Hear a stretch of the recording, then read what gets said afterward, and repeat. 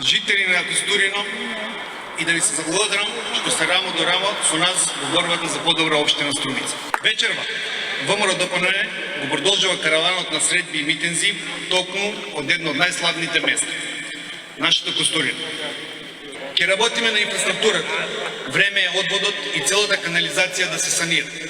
Подобра вода за сите, пристапни патишта до соседните села, бенефити за младите. Да им вложиме на сите нови и здрави услови за работа, за да останат тука. И нормален, здрав развој со можност за живот како што сакаат. Затоа ве повикувам сите во наредните денови да ги посетите своите пријатели и да ги поканите да ни се приклучат на нашите кампањи. Битката за општина Струмица е еден од најважните наши чекори во еднаквост. И ние ќе добиеме таа битка заради со проверени идеи.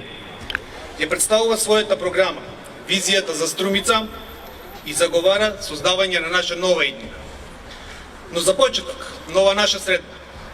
Ја користам шансата да ве прашам колку луѓе забележале дека постојат лоши сообраќајни решенија во овој дел од градот. Дека улиците и игралиштата се неосветлени. Дека воздухот во овој дел е загаден.